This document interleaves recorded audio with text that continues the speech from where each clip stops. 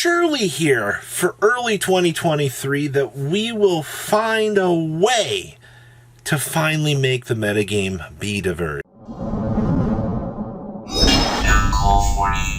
Hey, 34% of you.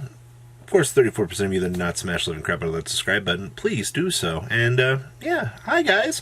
So let's talk about the January 2023 metagame here. Surely, this is the month that we will find a use for triple macro, triple dimensional fissure, because there's a reason why. There's a reason why it was brought off of the ban list, right?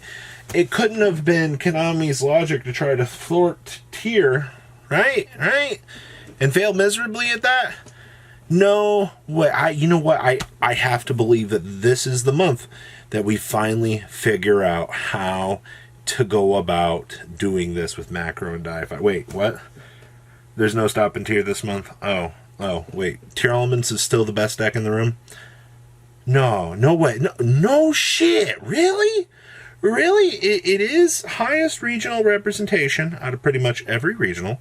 The deck has had the highest conversational turnover. Oh, wait, you're sick of hearing me talk about tier. Yeah, I am too. Okay, so tier's the best deck. Just toss that on over. Do with that knowledge what you will. Oh, wait, we have amazing defenders coming later this month.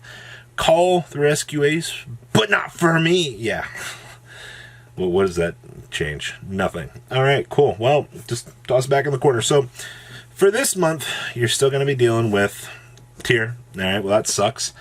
You're still going to be dealing with Sprite. Okay, that's pretty much the same thing we've been dealing with for how long here now.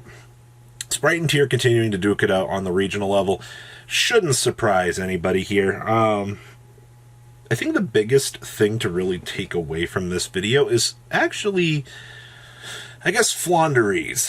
The stupid birds. Now, here's what I think is most interesting about Floowander. On a YCS level, this deck does amazing. Like, this deck grinds through well because, you guessed it, if it's going to play, and all it's got to do is get to the later rounds of a tournament. You know how easy it is for Floowander just to go into a major event? Well, everybody's going to be playing the best deck in the room, which is going to be some sort of Tearlaments variant. Well, if you are going into an event like this and you're like, well, you know, we're going to end up playing a whole crap ton of tier all day, then guess what Floowandereeze likes to do? It's going to win the game. Yeah, it happens. Happens all the gosh darn time. But here's a little secret to Floowandereeze. Deck has really only been good on YCS level at the moment. Every regional that you have seen me upload as of late is going to tell you a very, very interesting story. And it is, where in the hell is the Floowandereeze players at? Well, in a smaller, more rogue-filled room, which is why I always bring up looking at regional data is very important, because remember, your localized metagame is going to be a whole bunch of casual players. You'll have your competitive players that'll run that bitch, and then you're going to have, you know, your intermediate casuals. Now, when you go to a regional, the casual player base is going to recede, but your intermediary, you know, area is going to go up along with your competitive players. So this is why I always say the regional data is important, because it lets you see what's kind of slurping around in the tier 2 category can compete with some of the upper area.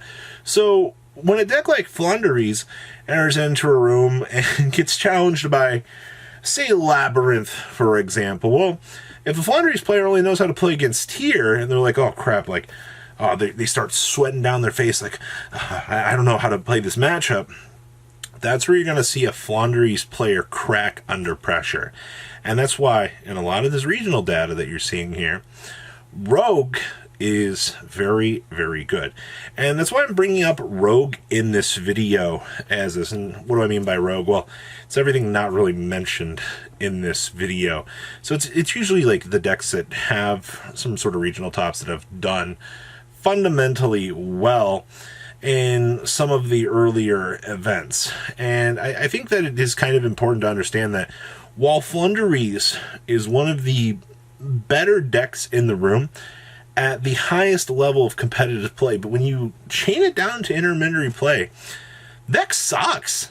like, I'll say it, like, yeah, you can get a couple locals tops with it for sure. But if you're taking Flounder to a regional and you're not prepared for the randomest of rogue decks, guess what? You're going to get curve stomped. And it's a bad experience out here for Flounder. So I really wanted to include that for this month. I've analyzed this and talked about this before, but people don't really take this away all that much.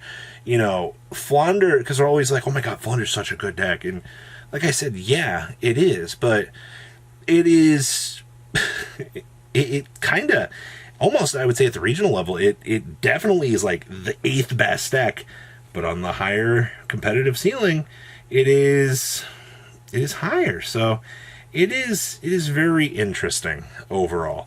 So there's that. So that's my big argument for Flounder right now. Now, let's talk about the Fallen of Albaz.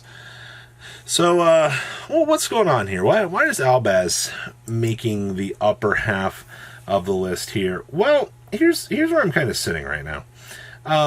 I think very interesting that the deck does very, very, very, very good at the end of its life. Oh, it's the end of its life. Well, Super Poly and Friends, the deck.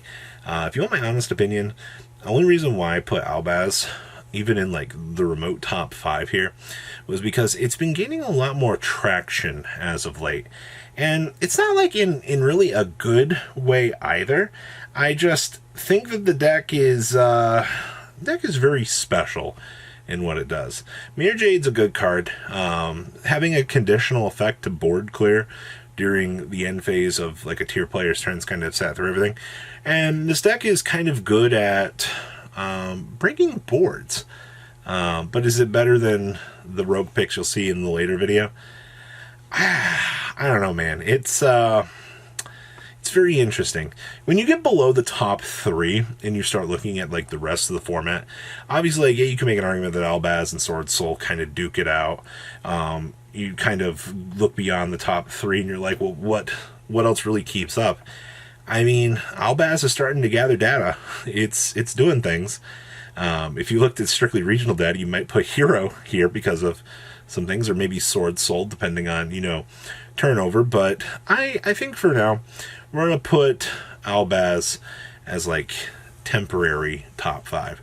And then I got to talk about Runick here. So if you looked through and saw the power of Runick as of last event, or pretty much anything here, this in combination with the Naturia stuff is a monster. Trust me when I say this, that deck is very, very, very crazy.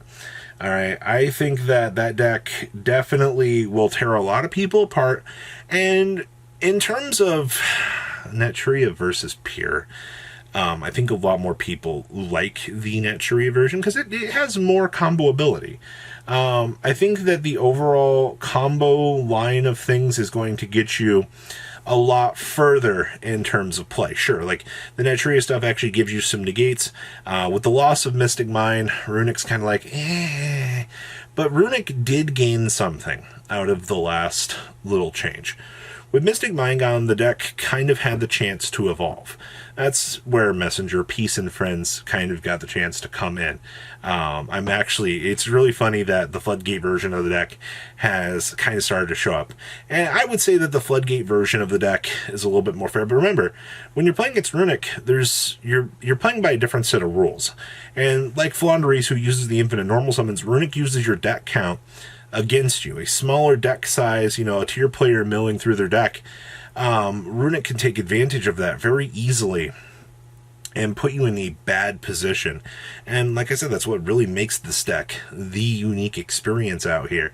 Because, decks that can play by different rules outside of the norm established mechanics of the game, or get the ability to warp the perception of these particulars, really makes them the unique experience for the game.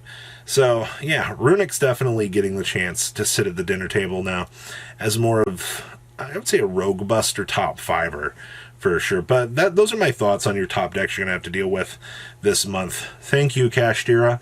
I will see your beautiful faces back here at the end of the month, where we're going to attempt to macrocosmo the living crap with a Rise Heart. You guys have a good rest of your day, all right? Patrons, thank you.